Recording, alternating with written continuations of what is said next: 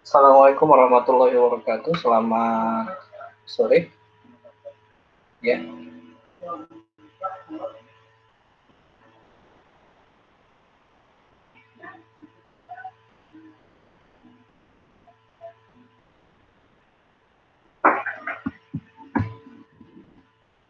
tes tes. Suara saya terdengar? Terdengar, Pak. Oke.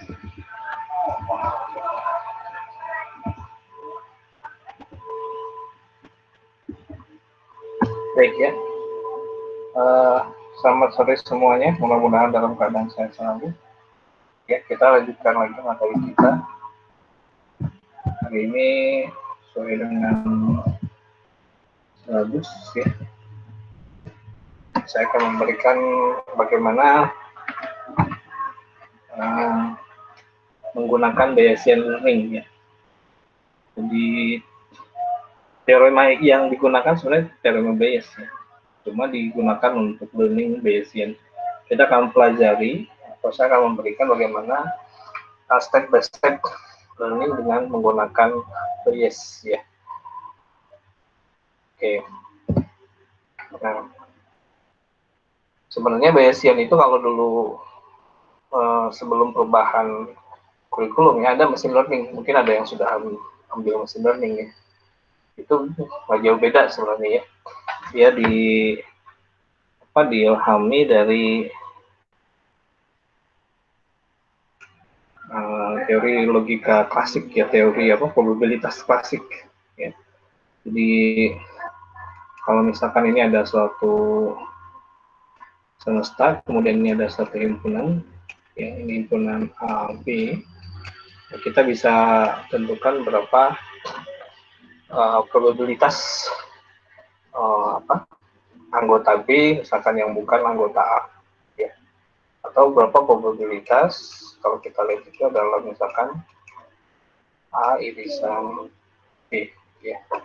Diambil dari teori klasik di sini, maka diwujudkanlah menggunakan konsep Bayesian learning ya.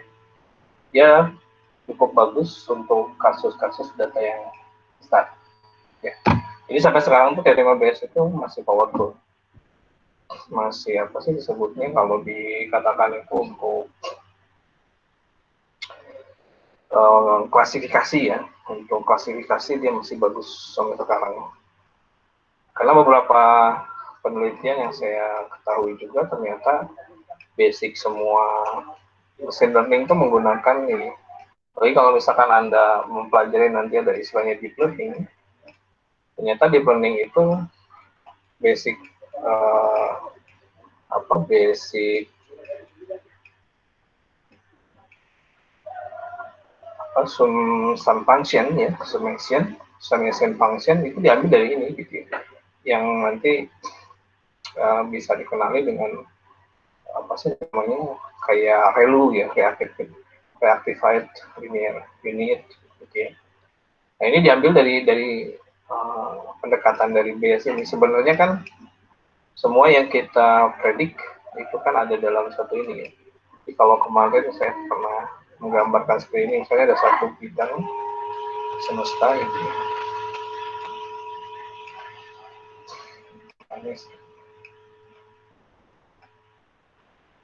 Misalkan ini ada A, B, C dan seterusnya ini. A, B, C dan seterusnya ya. Kalau kita lihat sebenarnya probabilitas semua yang ada di dalam semesta ini nanti adalah kalau kita dijumlahkan itu jumlahnya satu gitu ya.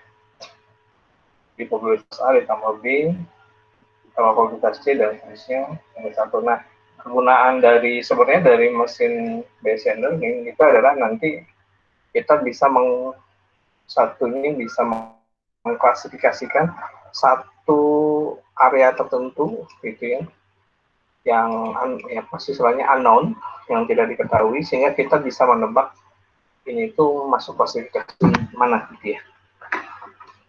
Nah, itu dengan menggunakan teori Bayesian learning. Jadi kita bisa menebak itu nanti dengan memaksimalkan parameter-parameter yang memungkinkan itu bisa diketahui klasifikasinya. Ya. Nah, fitur-fitur yang ada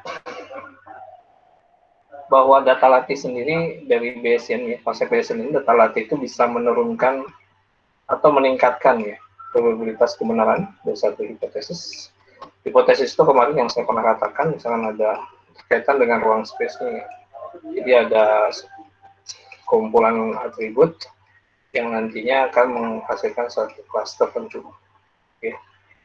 Sejak di pengetahuan awal itu nanti dikenal dalam istilah prior. Jadi nanti kalau dari istilah prior itu adalah pengetahuan awal, pengetahuan sebelumnya, bisa dikombinasikan dengan data pengamatan. Nah, data pengamatan itu adalah observasi kelas yang memungkinkan dalam satu dataset ya, untuk menentukan probabilitas akhir. Nanti kita lihat. Jadi nanti ada konsep prior, ada observe value, gitu ya. Nah, kemudian ada satu data uji di luar data latih yang ada.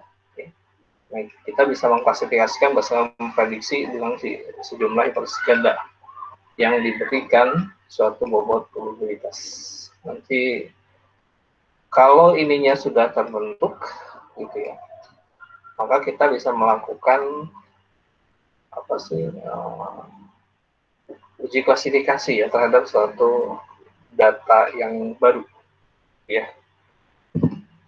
Nah, ini metode klasifikasi bias yang ada berkembang, ada metode GIDS, ada Naive Bayes Classifier, ada Bayesian Grid Network, ada Estimation Maximization Algorithm. Semuanya menggunakan teori dari teori Bayes. Yang kita pelajari di sini sesuai dengan silabi itu adalah ya tentang Naive Bayes Classifier. Ya, baik. Nah, Naive Bayes sendiri katakan di sini atau metode pembelajaran yang menggunakan teori Bayes pendekatannya diusulkan oleh Thomas Bayes pada abad 18, gitu ya. Jadi yang dikatakan dalam teori Bayes, probabilitas bersyarat dinyatakan sebagai ini. Ya. Ini probabilitas bersyarat, jadi suatu kejadian itu bisa terjadi misalkan dengan syarat kejadian lain terjadi. Nah, contohnya ini misalkan H bisa terjadi asalkan X terjadi. Di istilah dalam bahasa statistiknya mungkin pernah mendengar ya, H given X gitu. Jadi saya bisa mengetahui H dari data-data observasi yang ada. Nah, ini itu adalah ya, hasilnya itu adalah P X given H. Jadi semua data-data atau semua fitur ya, semua fitur, kalau X kemarin kita bicarakan sebagai satu fitur. Jadi semua fitur given H ini adalah satu hipotesis kelasnya, dikalikan probabilitas tadi ya, seluruh observasi kelas yang ada, dibagi dengan observasi pada fitur. Nah, tadi yang dikatakan pengetahuan awal itu adalah ini. Orang sering mengatakan ini adalah prior. Nah, ini orang sering mengatakan sebagai satu posteriori. Posteriori. Kadang-kadang disingkat dari posterior. Jadi dengan menggunakan prinsip Hermann Bayes ini kita bisa menebak gitu ya, satu data tertentu yang nantinya apakah dia masuk sebagai satu kelas tertentu. Ya. Tentunya X ini adalah data yang diberikannya. H ini adalah yang ingin ditebak. Oke ya. Nah, semua jadi menggunakan persamaan ini sebenarnya. Oke, dalam proses ini. Nah, ini lebih diterjemahkan lagi. X itu adalah bukti, dikatakan di sini kalau kata saya katakan adalah fitur item yang sudah ada. Jadi ini fitur-fiturnya. Ya. X itu bukan hanya satu nilai, tapi banyak kayak kemarin kan. Bisa atribut X1, atribut X2, dan segala. Ya. Dengan H adalah hipotesis. Jadi kita nyatakan bahwa H bisa terjadi kalau X terjadi. Itu hipotesis itu.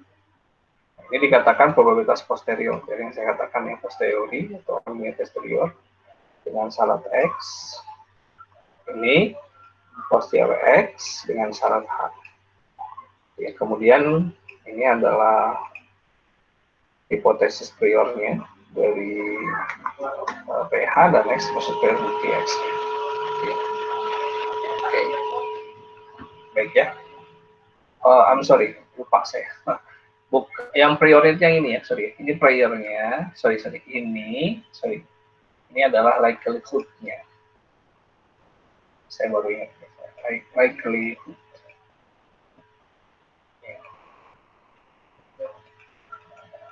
Ya. Ini adalah data priornya. Ya, sorry, saya lupa.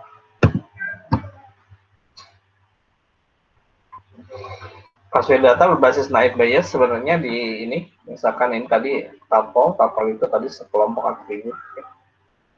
Nah ini kelompok atribut hipotesis tapol X berada pada kelas C. Contoh misalkan tadi hanya misalkan H kelas yes misalkan ya. Given misalkan X1, X2 X1, X2 ya, atribut X1, X2 yang ininya itu yes. Ini berarti P, ini X1, X2, dan seterusnya. Given H sama dengan yes, probabilitasnya. Kalau saya bicara hanya satu kelas tertentu saja, ini kali P yang kita observasi itu cuma H sama dengan yes saja. Ya. Dibagi dengan P X1, X2. Nah, jadi ini tadi yang saya katakan kalau misalkan dalam Pak Suyoto itu disebutnya bahwa hak benar untuk setiap tapol. Jadi setelah ini hak benar artinya yes untuk setiap tapol X1, X2. Jadi semua nilainya itu yang merujuk kepada nanti kelas yes dikumpulkan. Ya. Nah karena ini banyak sekali sebenarnya kalau dilihat dari ini, ya, ini banyak sekali gitu. Baik, karena X1, X2 itu bisa saja nanti dipecah. Ini jadi satu bentuk perkalian. Makanya nanti sering dirubah menjadi seperti ini. P, ini I, gitu ya. Kemudian ini adalah P, X, given H, dikalikan PH. Nah, learningnya seperti ini, gitu ya. Nah, kenapa ini P? Karena nanti banyak tapol kan, bukan hanya satu. Jadi probabilitas X1 given H given S, probabilitas X2 given H given S. Terus, gitu ya.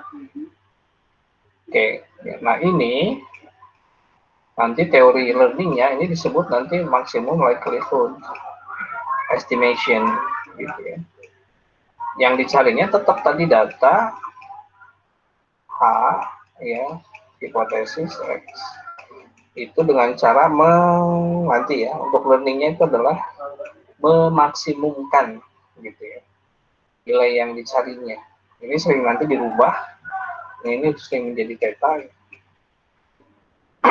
nantinya ya. Kemudian rumusnya itu nanti menjadi argumen maksimum. Apa yang dimaksimumkannya itu adalah nilainya. Artinya kita nanti mencari nilai paling maksimum di antara data-data yang kita observasi. Ya. Oke. Baik. Mari kita lakukan para kerja satu persatu nih. Jadi naive Bayes ini sebenarnya sih nggak terlalu sulit kalau kita masukkan ke dalam satu apa sih namanya konsep kerjanya ya. Saya sering buat simulasi itu dengan Microsoft Excel juga bisa. Ya. Jadi saya sering algoritma itu saya terjemahkan dulu dalam Microsoft Excel untuk menemukan jadi probabilitasnya. Gitu ya. Nah, langkah yang pertama misalkan anggap ada D. D itu adalah himpunan data latih. Jadi ada sejumlah instance gitu. Jadi dikatakan di sini adalah tuple. Jangan lupa ya, kalau di dalam machine learning itu ada tuple. Ini kadang-kadang nih ya. Ini atau instance. Tapi buku-buku machine learning biasanya orang nyebutnya instance. Ini Pak Suyanto menyebutnya adalah tuple karena ini base-nya database, diambil dari istilah database, itu sama aja. Atau row. Ini kalau row kita bicara fisik table, ini dalam satu terminologi database, ini terminologi machine learning. Mungkin beberapa, ini adalah physical, gitu ya. Physical table, ini database. Ini yang terminologi machine learning. Jadi sama-sama saja kalau nanti Anda isi ada instan, ada tuple, itu sama aja. Ya. Nah, setiap tuple berdimensi n, artinya itu banyak. Jadi bukan hanya satu, ini tuple itu bisa x1, x2 sampai xn. Ya. Nah, ini.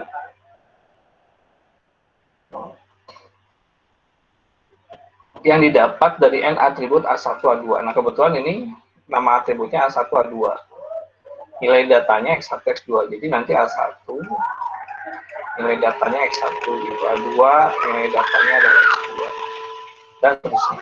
Ini, sampai nanti target kelasnya, ini sebutnya tuple. Ini yang harus diketahui. Berapa jumlahnya? Dihitung. Saya punya 1 juta. Silahkan. Kemudian ada M-class. M-class ini artinya bahwa setiap tuple itu yang didefinisikan atau pada dataset yang ada, itu masing-masing tuple memiliki kelas. Nah, kelasnya itu ada B class. Ya, saya pernah jelaskan ya. Atau multi-class. Nah, makanya Pak Suyanto di sini mencatatkan CM. Artinya kelasnya bukan saja 2 tapi banyak. Ya. Jadi lebih dari 2 itu disebutnya multi-class. Dikatakan di sini untuk sebuah tuple masukan X, ya. Naive Bayes classifier itu memprediksi bahwa tuple X termasuk dalam kelas CI. Ya, hubungan ini terjadi jika kalau dikatakan di sini dia masuk dalam suatu kelas tertentu kalau nilai probabilitas dari hasil kelas itu lebih besar dari kelas-kelas yang lainnya. Artinya apa? Jadi nanti kalau saya punya CM, berarti kan dibandingin C1, X1, C1X, C2X, C3X gitu. Nah, di antara itu mana yang paling terbesar? Yang terbesar itulah yang akan bahwa tuple tadi akan masuk dalam kelas itu. Probabilitas yang paling besar nih. Jadi tuple itu dicari gitu. Ya. Nah, kalau misal menuangkan teorema Bayes, ini tadi yang saya katakan. Berarti kita ini ada CI, yang begitu kelasnya kan harus dicari satu-satu ya. PC1, PC2, PC3, sampai PCM. Ini sebenarnya kalau dicari ini sampai PCM X, PCM M, P dikalikan CM, sampai X. Nah, sebenarnya begitu. Nah, di antara ini mana yang memenuhi kriteria ini? Gitu. Nah, probabilitas terbesar itu akan menyatakan bahwa tuple tersebut masuk dalam kelas tersebut. Ya. Yang ketiga, dikatakan di sini untuk nilai PX bernilai sama untuk semua kelas, dianggapnya sama asumsinya ya. Asumsinya tuple X memiliki probabilitas yang sama untuk masuk dalam kelas manapun. Jadi kalau saya punya 3, ya contohnya misalkan sepertiga probabilitasnya kan semua sama ya. Saya punya 3 kelas misalkan menjadi sepertiga. Maka bisa dikatakan PXCI dan PCI yang perlu dimaksimalkan. Maka yang perlu diinikan adalah perhitungan ini, katakan. Nah, jika probabilitas P untuk setiap kelas tidak diketahui, jadi probabilitas P untuk setiap kelas tadi yang tidak diketahui, maka probabilitas setiap kelasnya biasa diasumsikan sebagai Jadi semua probabilitasnya dianggap sama. Jadi kalau saya 3 tadi sepertiga. Dengan demikian, Naive classifier itu adalah memaksimumkan Px given Ci. Ya. Nah, maka yang keempat, jika berhadapan dengan input data yang sangat banyak atributnya, jadi tadi X1, X2, X3 banyak itu atributnya, Anda bisa mereduksi kompleksitas dengan asumsi naif. Naif itu ya, pokoknya saya pengen langsung begini aja gitu ya, direduksikan. Itu tentang independensi kelas bersyarat. Dinyatakan di sini yang disebut independensi kelas bersyarat itu nilai atribut yang saling independen atau tidak bergantungan. Dengan demikian, naik base akan memaksimalkan seperti ini. Jadi nilai yang tadi PCXI, ya, PXICI ini, karena tadi sebanyak kelasnya, gitu ya, N, maka ini ditambahin, memaksimalkan ini. Ya, ini dikalikan sebanyak kelas yang dia sebutkan. Ya. Jadi atribut satu terhadap ini kalau misalnya kelas yang pertama dulu gitu ya, nanti kelas kedua, kelas dua gitu ya. Berarti tadi perhitungan seperti itu. Tetap jadi CI-nya ini nanti akan dihitung kalau saya punya 3 kelas ya udah PC1, PC2, PC3 gitu ya. PC1 given X, PC2 given X, PC3 given X. Berarti di sininya kalau kita lihat ya ini atribut ya. I-nya tadi kan misalkan kelas yang pertama ya berarti ini C1, C1, C1. Nanti cari lagi yang kedua C2, C2, C2, yang ketiga C3, C3. Ya. Yang kelima, atribut yang kategorikal, mesti ingat kategorikal ya.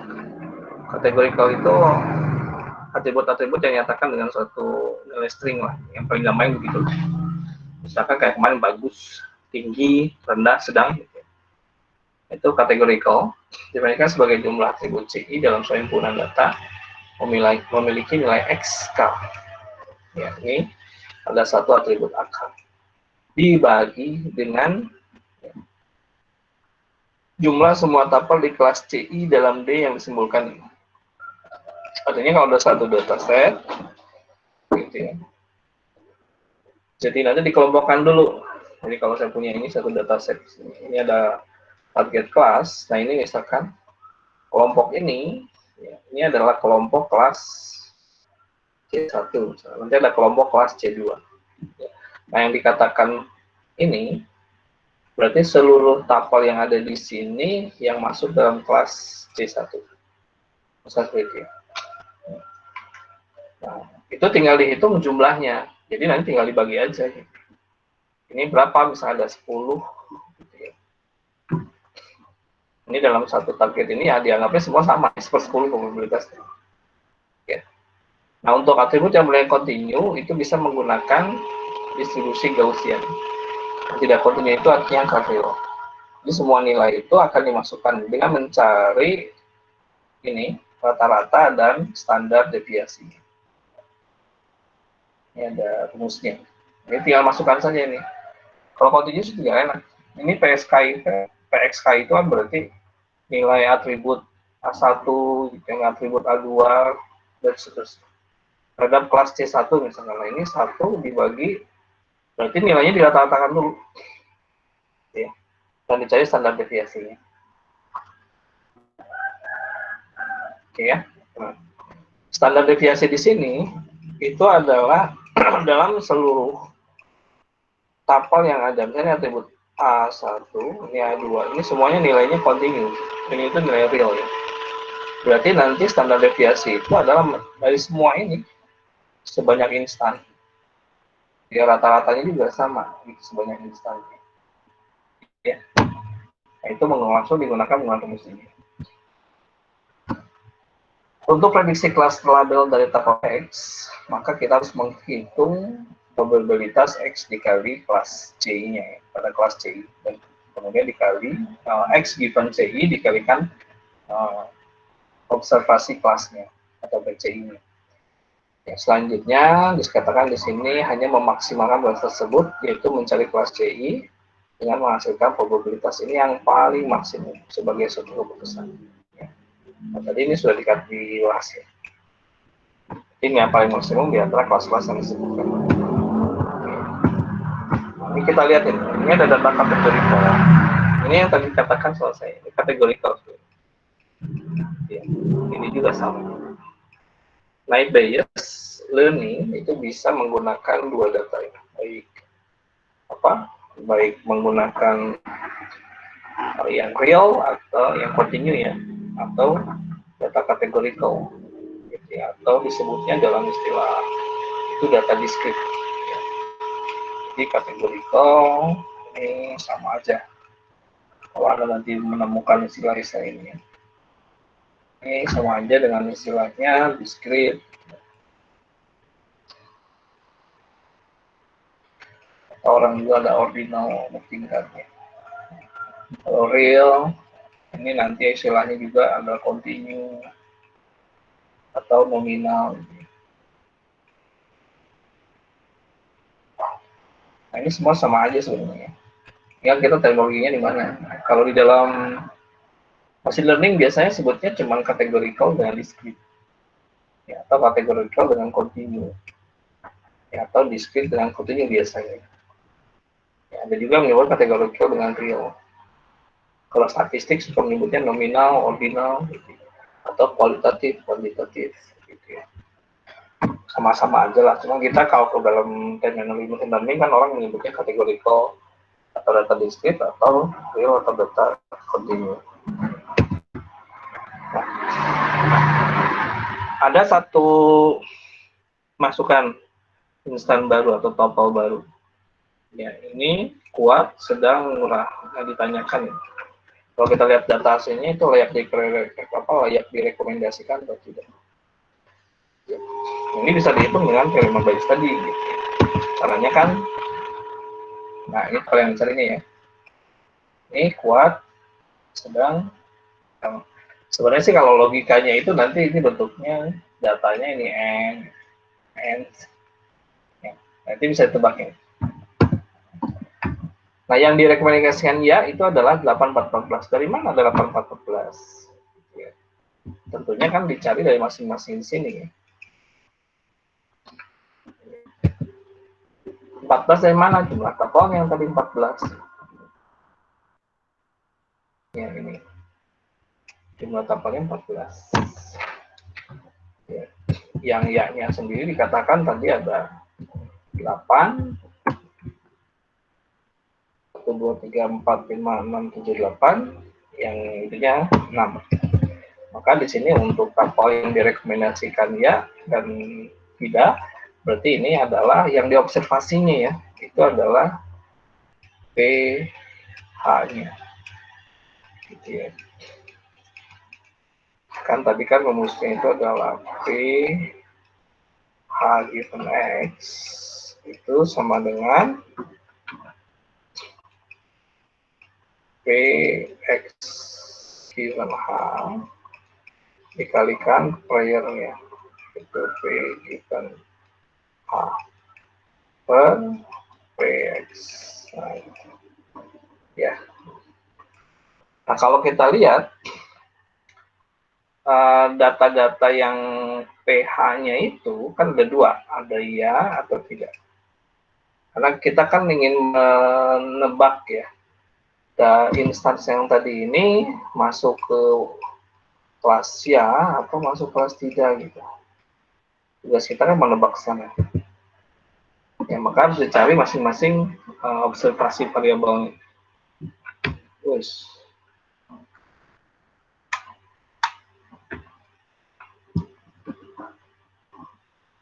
Nah, ini tuh berarti hanya sama dengan ya. Sedangkan ini hanya sama dengan tidak. Ya. Oke, ini udah dapat nih probabilities untuk observe pH sama dengan ya dan pH sama dengan tidak. Berarti yang harus dicari PXH-nya belum. Nah, kita lihat data yang dilihat itu adalah kuat, sedang, murah. Gitu ya. Nah, berarti dataset yang tadi itu semacam kayak di query gitu ya. Yang pertama kuat given ya. Kalau kita lihat kuat given ya, berarti cuma ada satu yang tidak, yang ini 3 gitu ya. Kuat itu ada 4. Kalau kita lihat itu ya, ini tetap sama 8, tetapi yang dikatakan 4 itu tadi adalah 3 dengan 1 ini ya. Baterai kuat given dari yaitu 3/8 dengan baterai kuat rekomendasikan tidak dengan 1/6, karena ini tetap PX-nya ya, artinya jumlah instance pada kelas ya dan jumlah pada kelas tidak gitu ya. Yang berikutnya itu adalah sedang ya, sedang tidak. Ini jumlah murah ya, murah tidak ya. Ini cuma ada 2. Kalau kita lihat data set ada cuma 2 ya. Dengan demikian dari sini kita bisa masukkan tadi yang ya kita kelompokkan semua kan dikalikan ya, ingat ya, dikalikan setiap probability pada atribut ya. Di probability setiap atribut itu akan dikalikan sesuai dengan kelasnya nanti ya. Nah ini yang X direkomendasikan iya, kan pertanyaannya itu tadi ada X given H ya, probability X given H. Nah, berarti kan dikali ya, karena tadi adalah memaksimumkan ini I K sama dengan I N gitu ya. Ini adalah atributnya XK terhadap kelas I. Berarti kan dikalikan kan semua. Ya, saya katakan ya kalikan nilainya tadi. Iya. Oh. Ya. Nah, terus yang tidaknya juga dicari gitu. Probabilitas sama juga dikalikan. Nah, tinggal lihat. Tadi kan rumusnya maksimumnya mana yang paling maksimum di antara X given H sama iya atau X given H sama tidak. Ya kita lihat saja di sini yang paling maksimum kan 0,01 ya. Nah kemudian X layak sama dengan ya dikalikan P layak sama dengan ya. Ini sebenarnya itu masih kurang kalau lihat di rumus ini. Itu masih dikalikan yang P layak given direkomendasikan ya. Ini P layak direkomendasikan ya. Ya. Ini kelihatannya Pak belum selesai nulisnya ya.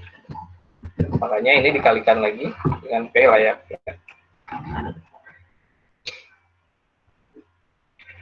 Oke ya. Nah, ini yang ya dikalikan probabilitas, yang ya ini probabilitas yang tidak. Ini tinggal bandingkan. Berarti kelasnya itu adalah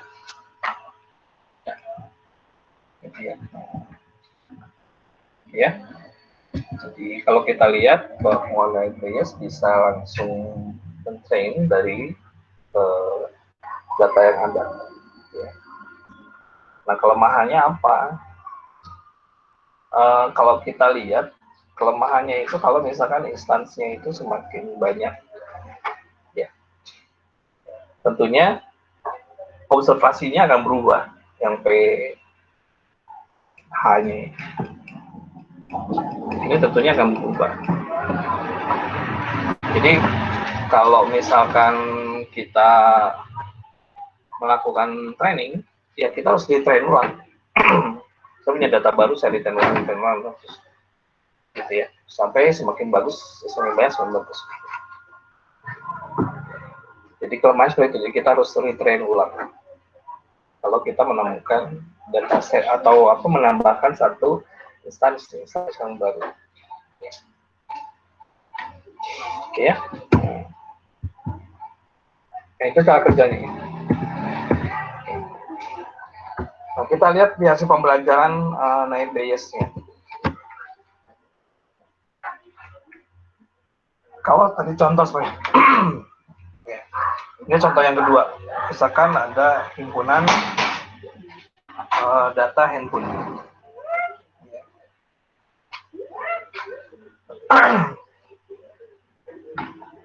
Ini ada data categorical. Ya, ini semua. Ini sama categorical, ini categorical. Ini layaknya sama. Ya.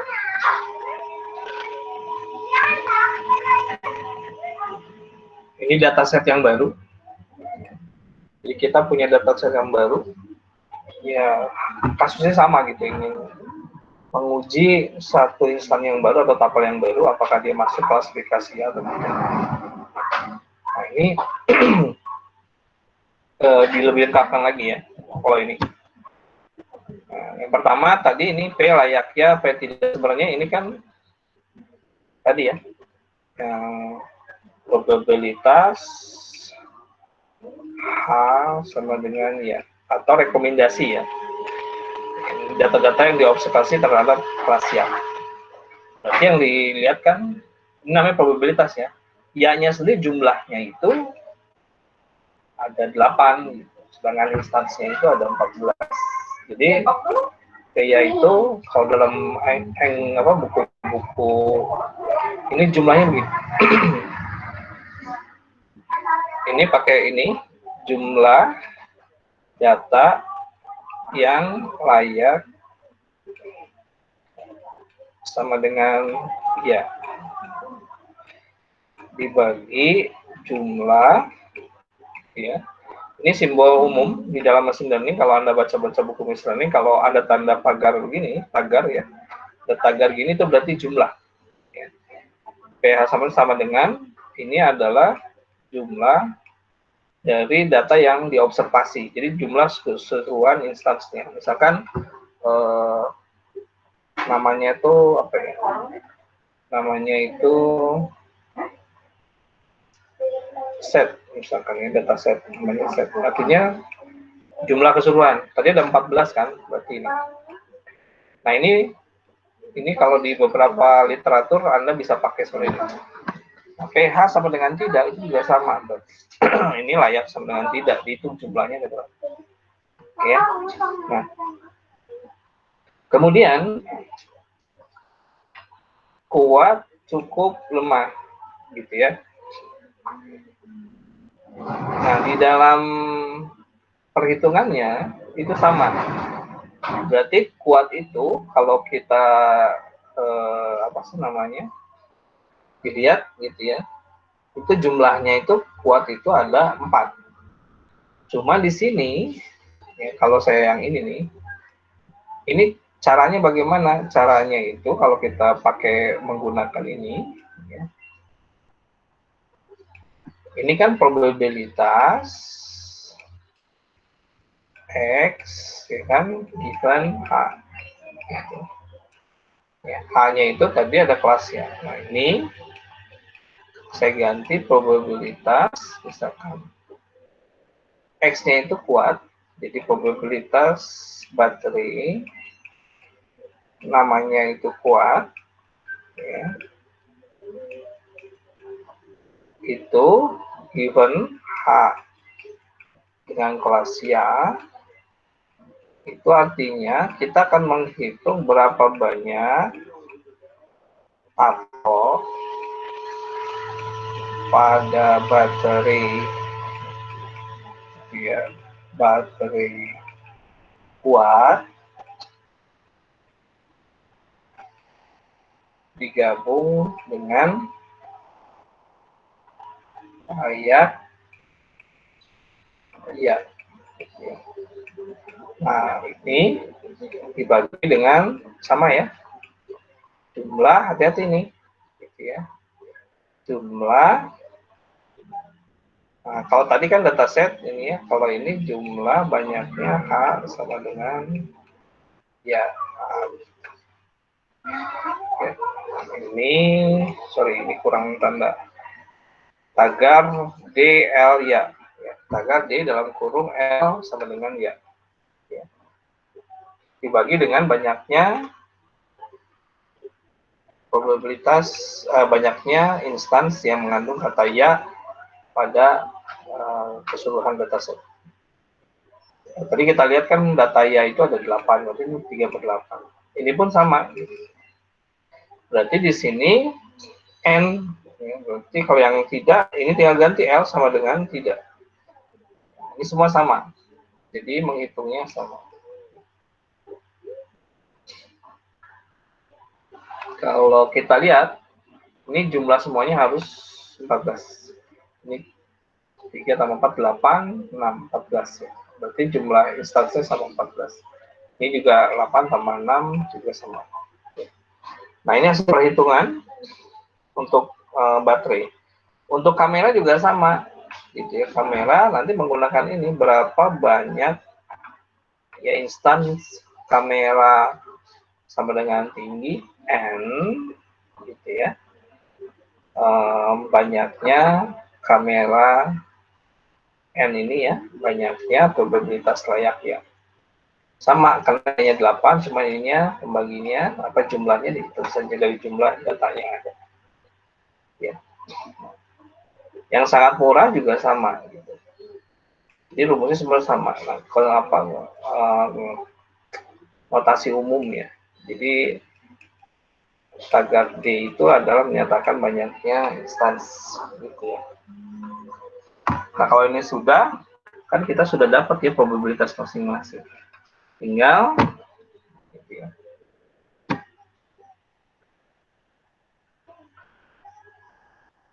Apa namanya? Mencari nilai kelas dari tabel yang baru. Nah, dikatakan di sini bahwa pembelajaran dari Night Bayes itu selalu akan menghasilkan N1. Karena N1 itu tabel baru ya, yang belum pernah dipelajari oleh Night Bayes. Oke, bagaimana untuk klasifikasi data uji? Ini contohnya. Ya, yang tadi bisa kita lakukan sebenarnya. Kalau kita lihat itu adalah lemah, tinggi, mahal. Berarti harus dua kita cari ya. Di probabilitas ya dan probabilitas tidak. Jadi yang pertama kita harus mencari P, probabilitas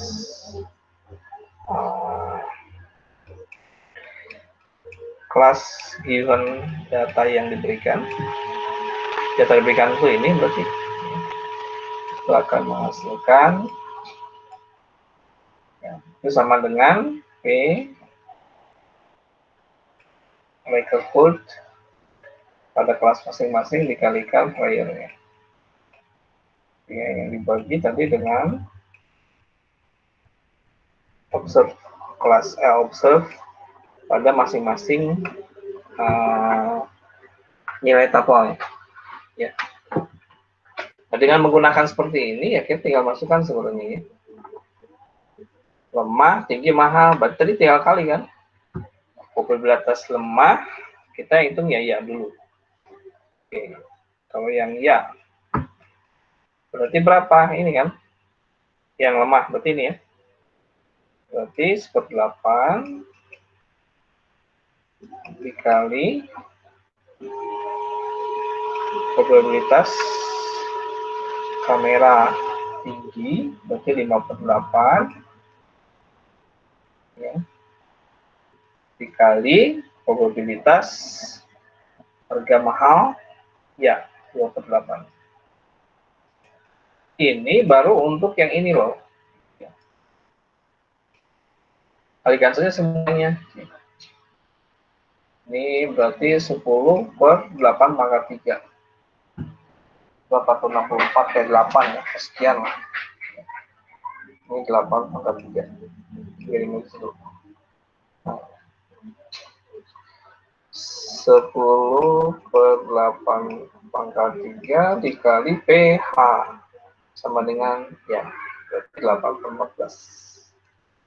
8/14 dibagi ya, instansnya yang mengandung tadi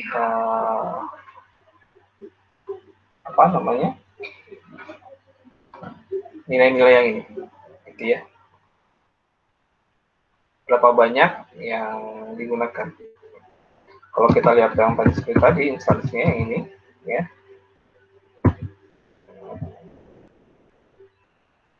oke. Oh sorry, bukan dikali ya, langsung aja dikali karena dia hanya menghitung kalau maksimum likelihood ini kan dianggapnya sama, yang bagi ini yang sama, jadi tinggal ini aja ya, ini coret gitu ya, tinggal 64. Jadi ini ada coret gitu ya, ini tinggal 5, ini 7, ini 64, tinggal dihitung bayar berapa ya.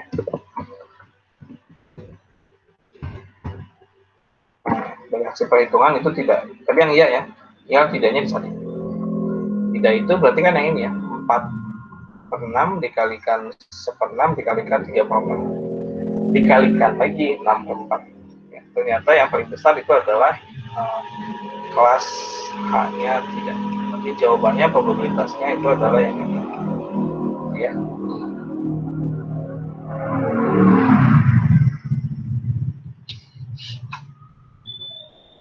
Oke ya. Nah, baik. Ini ya, sudah. Ini tadi dilakukan. Nah, ini baru betul ya. Tadi Pak Suyanto kurang ini. Ini tadi betul. Oke, ini lebih lengkap. Ini jawaban. Oke ya. Nah, yang besar itu adalah yang tidak.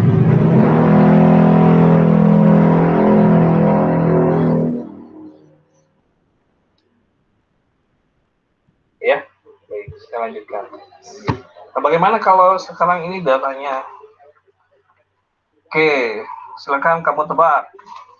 Saya kasih waktu 5 menit. Nah, ayo, silakan hitung.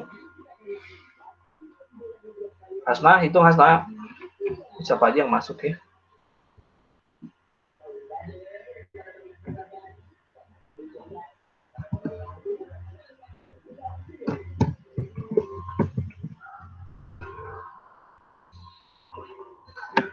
Ayo, Muhammad Rafi, Jeremy, jadi coba dihitung berapa datasetnya seperti ini. Oke, 5 minutes. Oh, usah 5 minutes. Cepat ini. Kira-kira lebih kuat dan tidak lebih besar mana? Kalau saya punya insert data baru itu adalah insert tuple, sorry. Insert tuple itu adalah ini.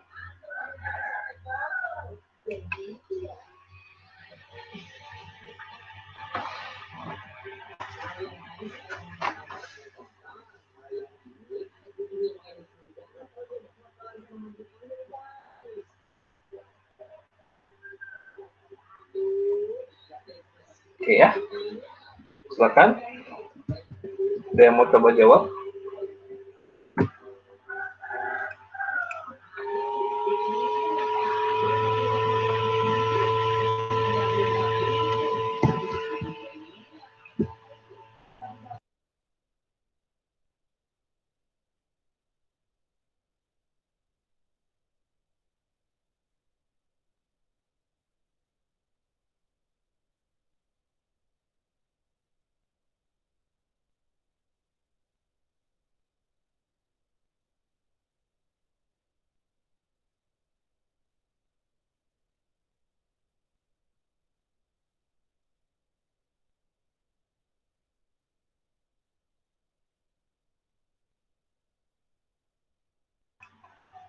Hasna berapa?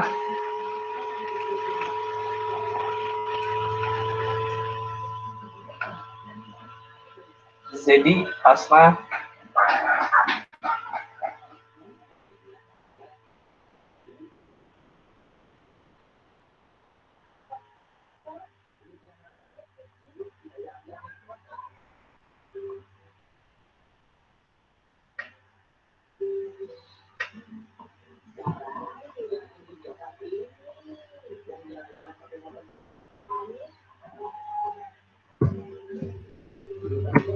Ada yang mau coba jawab, silakan.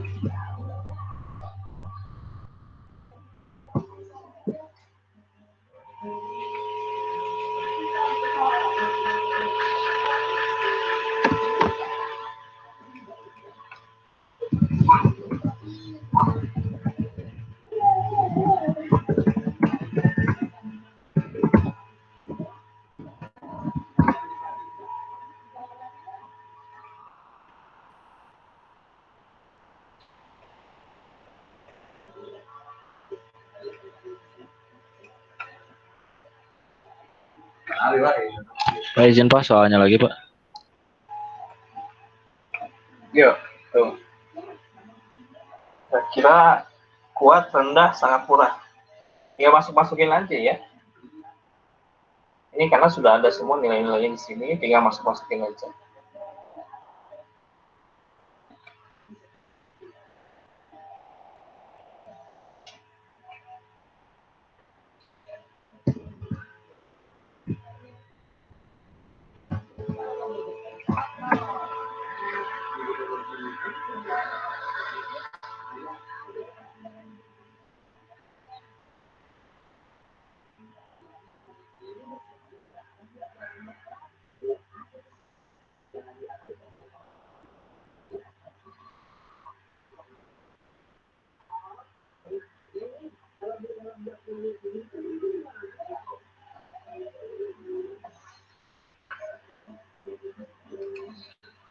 Sebagai bantuan ya. Berarti kan yang direkomendasikan ya. Di L sama dengan ya. Yang given X-nya. Berarti ini kan ada perkalian banyak ya. Perkalian dari masing-masing di sini. Berarti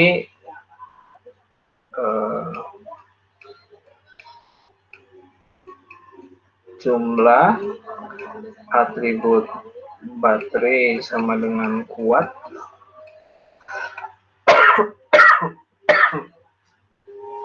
N layak sama dengan ya. Ini dikalikan ini per berapa banyak jumlah atribut layak sama dengan ya. Berarti ini dikali berapa banyak jumlah kamera sama dengan tinggi rendah ya. N layaknya sama dengan ya. Dibagi dengan jumlah banyaknya sama ya. L sama dengan ya. Dikali jumlah ya.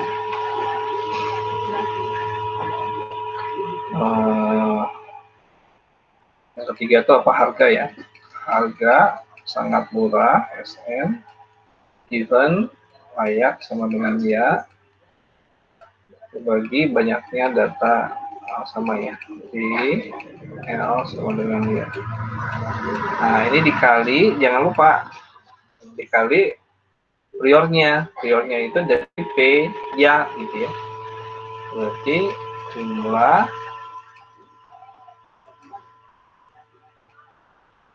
ya, L sama dengan ya dibagi banyaknya instance. Banyaknya D sajalah. D itu instance segala bisa atau set tadi saya katakan.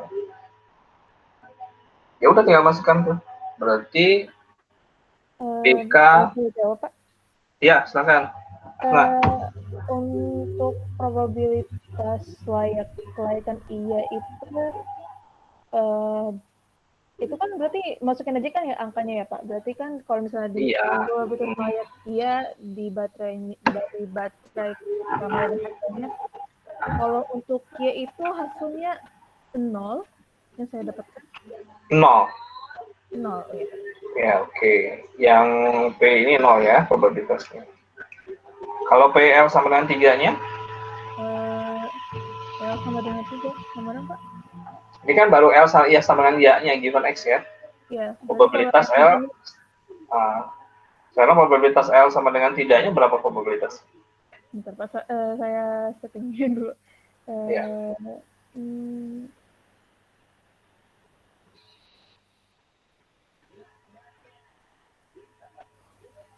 Tidaknya dikali 6/14 kan ya? Iya Pak? Ya, tidaknya kan dikalikan 6/14 kan? Betul. Ini aja tinggal kali ini kan? Kuat berarti 1/6. Iya, betul. Dikalikan rendah 3/6. Dikalikan sangat murah 0/6. Ini hasilnya sama 0 juga ya? Iya, 0 juga Pak. Iya, probabilitas kalau ada data kuat, rendah, sangat murah itu 0. Berarti apa? Ada satu instance ya. Jadi kita nggak bisa nebak ini nih, karena dua-duanya 0 ya. 0 dengan 0 kan. Nah, dalam ini ingin membuktikan, yang dibuktikan ya, bahwa ada kelemahan di dalam satu Naive Bayes ketika datasetnya itu nggak lengkap. Ini ingin dibuktikan, Pak Suyanto ingin coba membuktikan satu bukan kesalahan, ya, satu error tertentu yang disebabkan oleh Naive Bayes. Ketika itu probabilitasnya itu 0 dan ada apa sih namanya tuh, dan ada satu instansi yang ingin ditebak klasifikasinya, itu akan terjadi nilainya 0. Jadi ini jadi bermasalah sih. Kenapa? Akibat itu terjadi karena memang tidak ada. Kalau kita lihat di sini nih, berarti ada kekurangan ya, ada kekurangan data, kekurangan informasi untuk menjawab persoalan itu. Ya, berarti istilahnya sih kalau dalam data mining sih kita perbanyak data aja. Ya. Jadi kalau kita lihat ruang space-nya dan data di sini, nah ini, ya baterai itu punya 1, 2, 3 nilai data. Kita lihat ruang space yang paling cukup ya, ruang hipotesa yang paling cukup gitu ya. Tinggi, rendah, sedang, berarti kali 3. Kemudian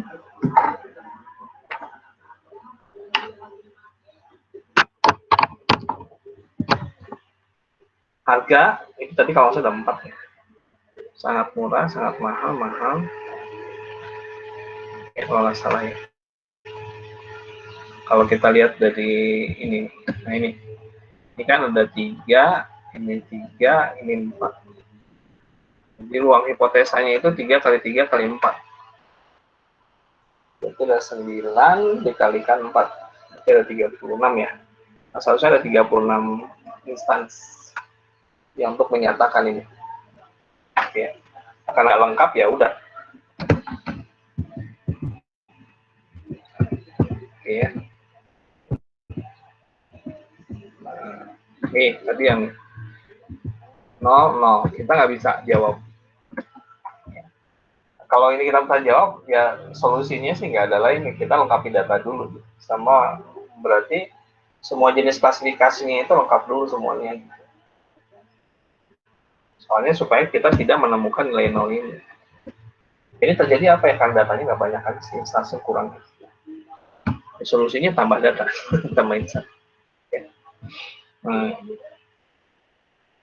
Hal yang tadi nanti diperbaiki dengan Laplacian correction. Ya. Di kumpulan data handphone tadi kan ada 00 ya. Dia tidak bisa jawab dengan IPS biasa, tapi dengan Laplacian correction. Ini sama datanya dengan tadi gitu ya. Ini sama yang tadi ya. Ini juga sama, kasihnya 0 kan dengan Laplacian. Nah, ada perubahan dengan Laplacian correction ya. Penambahan satu tapal pura-pura untuk setiap atribut. Jadi disiasati ya. Jadi ada satu penambahan nilai tertentu yang saya katakan ya, supaya lengkap itu namanya dengan Laplacian. Jadi kita tambahkan saja supaya ini ada muncul. Kalau di dalam bahasa machine learning itu di bukunya si Tom Mitchell itu apa saya lupa lagi namanya ya. Nah itu, jadi kita tambahkan satu instance, ini coba kita lihat, tadinya 14, sekarang jadi 16 ya. Jadi kemungkinan kuat rendah sangat murah dimasukin, kuat rendah sangat murah dimasukin dulu ya. Satu jawabannya 3, satu jawabannya 5. Ya. Kita lihat saja di sini. Ya. Ternyata ya jadi bertambah 11, tidak bertambah 9. Jadi semuanya diisi ya. Jadi banyak klasifikasi ya. Jadi kita mensiasati ya, dataset itu jumlah setiap lisan tidak ada yang nol. Jadi semuanya lengkap. Ya, kalau semua lengkap, maka bisa dihitung. Ya, kalau kita lihat di sini, yang terbesar adalah yang Classian. Jadi, nah, itu teori Laplacian correction. Jadi kita menambahkan dataset yang memang tidak ada ya. Jadi kalau kita lihat di dataset ini yang nggak lengkapnya yang mana? Tiba ini muncul pada murah, sangat murah gitu. Sangat murah, mahal, maka kita tambahkan. Oke ya. Baik, itu dengan teori yang tadi Laplacian correction. Jadi menambahkan satu tabel pelaporan untuk setiap atribut yang ada. Hanya satu tabel pelaporan untuk semua tabel. Ya. Oke, baik. Bagaimana dengan ini?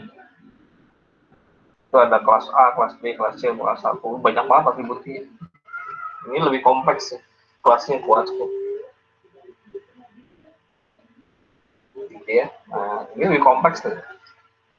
Ini ada 3. Ini 3 kelas. Ini 3 kelas. D, E, F. 3 kelas. G, H, I. 3 kelas.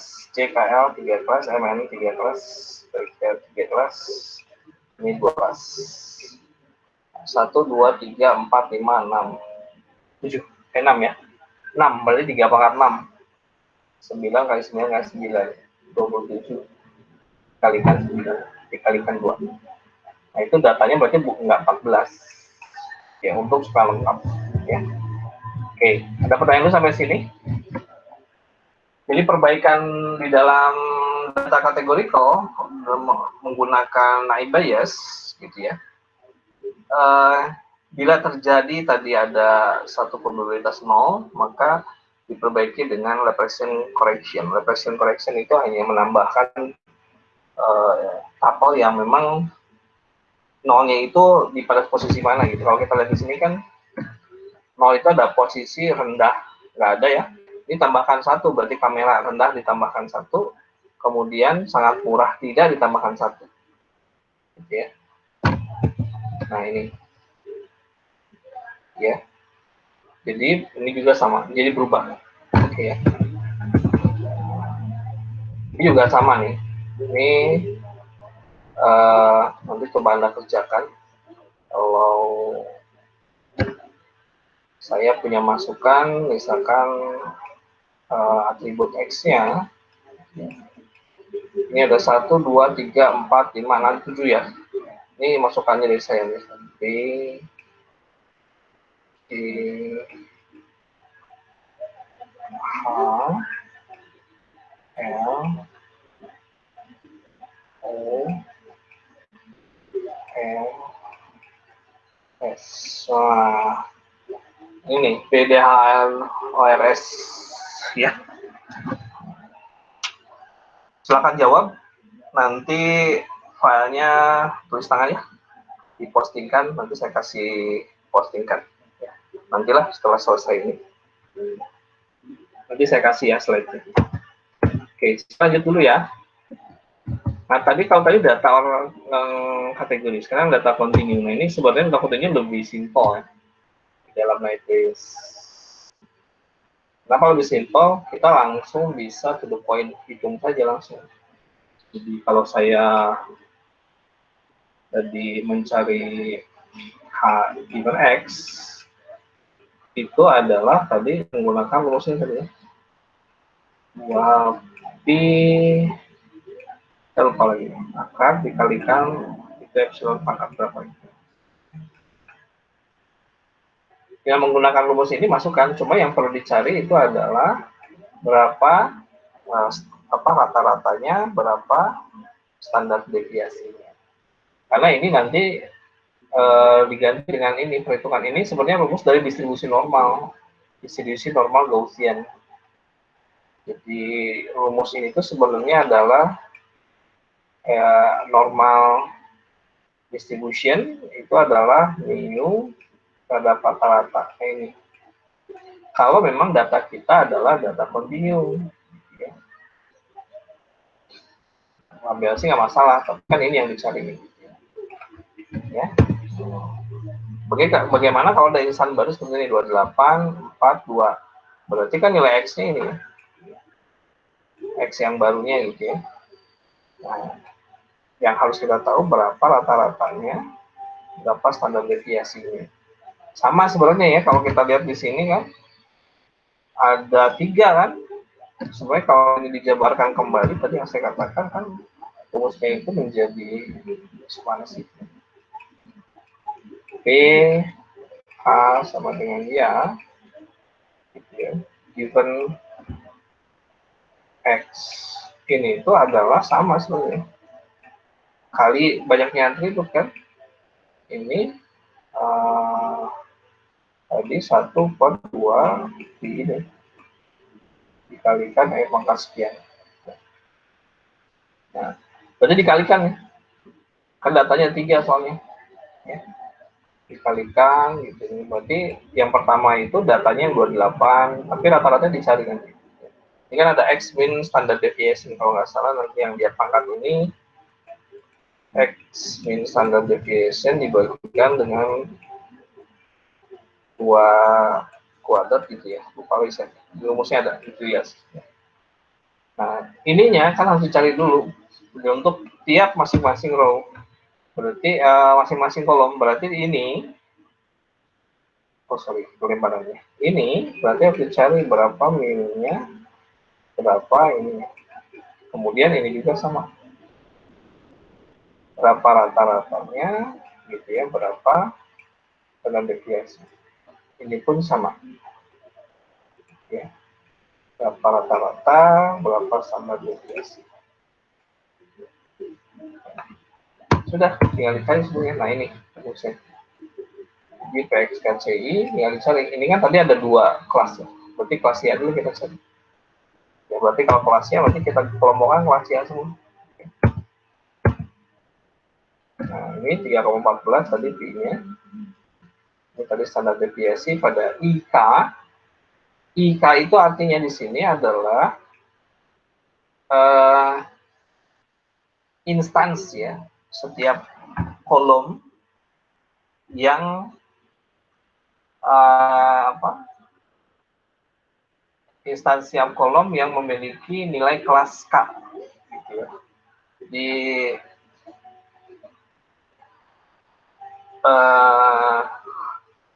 kayak semacam disorting dulu. Jadi kalau misalkan tadi kelasnya ya, berarti disorting dulu. Nah, berarti rata-ratanya di kelas ya itu semua. Ya. Nah ini kan kelas ya, tadi saya katakan ya. Berarti ini disorting dulu, kelas ya semua dihitung. Ini adalah mu-nya, ini adalah standar deviasi. Ya. Ini hasilnya tadi. Nah, nilai-nilai ini tadi yang dimasukkan ke dalam rumus yang ini. Ya, tinggal masukkan saja SK-nya itu adalah misalkan tadi atribut yang pertama, berarti 28. Berarti ini tadi 28. Ini 28 dikurangi mu IK. IK itu tadi mu rata-rata berarti ya 23,25. Ini 23,25. Dikuadratkan dibagi 2 standar deviasinya. Jadi standar deviasinya itu adalah 3,95. Berarti 2 dikali 3,95 kuadrat. Nah, ini tinggal ya. Ingat pangkat minus epsilon itunya kan tadi nantinya bisa jadi seper ya, supaya positif dikebawahkan. Ya. Ini juga sama nanti. Karena ini sama nilai 3,95 dikalikan akar 2 dikali 3,1416. Nah itu pakai kotor nih kalau gini sih. Gimana caranya ya sama nanti mana probabilitas terbesar? Ini pada kelas ya, kita kelas ya. Ini kelas tidaknya, berarti dimasukkan tadi. Nah ini 34 tolong dibagi 2. Ini pada kelas ya. Ini saya bagi 2 ya. Ini pada kelas ya. Nah ini tuh rumus-rumusnya Anda bisa lihat ini nilai-nilainya dimasukkan. Ini pada kelas 3 sama kembali lagi. Mana yang paling besar? Ini yang paling besar adalah kelas ya. Kita hitung nilainya 4, 04, ini cuma nilainya 4, ini nilainya 2, berarti kelas. Ini kalau pada data kontinu, kita menggunakan teknik yang tadi ya. Data kontinu menggunakan yang tadi, data itu menggunakan yang tadi. Nah permasalahannya sekarang ini ada lagi question ya. Nah, ada. Oke. Permasalahannya begini. Saya ingin pakai naik Bayes, tapi di dalam itu ada 2. Satu data kontinu, satu data apa sih namanya kategori. Contohnya ini. Nah, misalkan ini ya, kameranya ini saya copy paste, gitu ya. Bisa kameranya itu pakai data kategori tadi.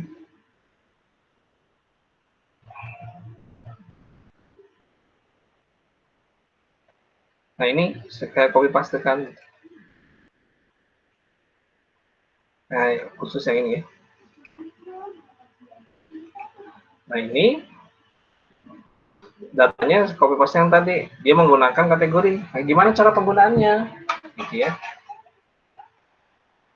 Kalau kategori ke continue itu teorinya belum didapat. Karena timbulnya nanti bisa saja ya timbulnya menjadi nilai nominal urutan tertentu, yang paling besar itu nilainya jadi besar ya. Biasanya yang termudah itu adalah yang continue ke kategori. Data-data di sini gitu ya, nah nanti bisa disiasati gitu ya, nilai terbawah berapa, nilai teratas berapa, dibuat rentangan gitu ya.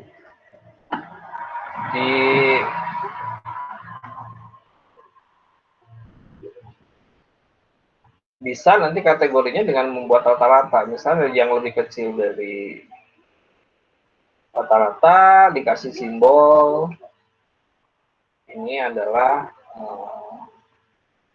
ini baterai itu apa sih itu? Ini baterai kuat, berarti lemah ya. Nah di bawah rata-rata gitu ya, itu misalkan lemah. Kemudian yang di atas mu, kalau mu-nya lebih besar, oh saya coba ya. Ini adalah lemah, ini adalah kuat. Nah bisa seperti ini. Nah datanya nanti dirubah, gitu ya. Pak, saya pengennya fair, ya saya pengen jadi 3 kelompok, ya boleh. Kalau kita dengan model data statistik itu di ranging. Ranging itu artinya di apa sih? Diparsialisasi, dibagi ke dalam beberapa kelas. Kan kalau dalam statistik kita bisa menghitung ya, berapa nilai maksimum ya. Jadi N-nya itu nanti dicari. N-nya itu jumlah kelas, nilai maksimum dikurangi nilai minimum gitu. Ini ada rumusnya kalau nggak usah dibagi banyaknya kelas data. Banyaknya instansi seperti ini 14. Nah, nilai minimum berarti maksimum berapa di sini? 28 kali tertinggi misalnya 28 dikurangi yang terendah di sini adalah 12. Dibagi ini. Nah, itu. Nanti bisa menghitung dengan range-nya itu adalah range kalau dengan statistik ya. Itu saya PK plus log berapa ya? Nah, itu mencari, nanti tinggal Anda mau bulatan ke atas atau bulatan ke bawah. Jadi kelasnya bagi berapa yang layak. Ya. Kalau dibagi 3, nanti tinggal range-nya, misalkan dari 12 terendah sampai berapa. Ya, karena range ini kan menyatakan ini rentangan.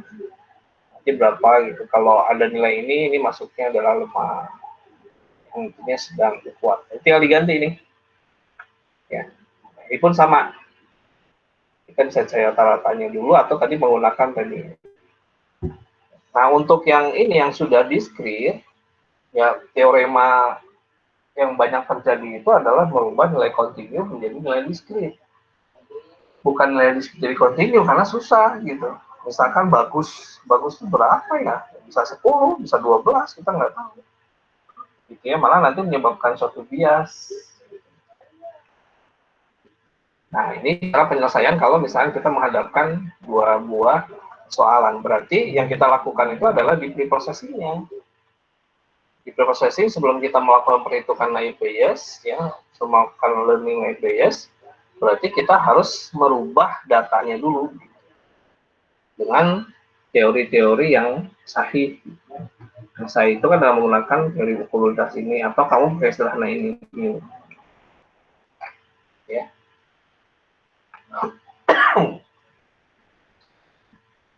Nah, ini bisa dikerjakan. Kalau kita mendapatkan yang Anda dapatkan tadi, karena ini berbeda, ini diskrit ya. Ini adalah nilai kontinu misalkan, apa ini tadi kategori ya, ini kontinu. Ya, ini atau kategori kontinu sama nilai singkatan ini kontinu misalkan. Ini kontinu, ini adalah kategori, maka Anda harus manipulasi itu. Manipulasinya adalah di preprocessing. Biar semuanya menjadi data diskrit semua gitu. Ini nilai diskrit semua. Ya, oke. Nah, tapi kalau misalkan dalam perhitungan kimia, sepengetahuan saya gitu, kalau reaksi kimia kan ini dalam molalitas, gitu, dalam pekatan itu ya. Dalam molalitas biasanya jarang menggunakan diskrit, jadi nilainya kontinu. Nah, itu jangan sampai dirubah. Kalau kimia bahaya dirubah tuh. Ya. Nah, ini adalah trik-triki ya, triki-triki kalau misalkan Anda menghadapi data seperti itu. Nah, silakan. Pak, saya pengen diskrit ini di continue. Ya harus cari persamaan yang fair gitu. Persamaan fair itu artinya jangan sampai nanti malah menjadi bias nilainya. Kalau menjadi bias itu jadi bahaya. Jadi tidak bisa menentukan kelas ini nanti jauh dari harapan. Ya, nah ini sebenarnya ada trik-trik. Jadi makanya machine learning itu ya kadang-kadang kita digabung dengan statistik, teori matematika statistik tapi pakai juga gitu ya. Karena pada prinsipnya perhitungan apa yang tadi ya Gaussian itu kan sebenarnya dari statistik sebenarnya. Itu normal distribution. Ya. Ada normal distribution, ya Gaussian normal, kemudian ada selain Gaussian itu ada beberapa perhitungan. Saya lupa lagi, ada beberapa jenis ya. Distribusi normal itu ada distribusi Gaussian, distribusi Poisson ya. Distribusi Poisson itu bisa digunakan. Oke. Nah, baik ya. Sip, selesai. Gitu ya. Ada pertanyaan dulu silakan. Tugas yang tadi, Pak. Tugas yang tadi ya, saya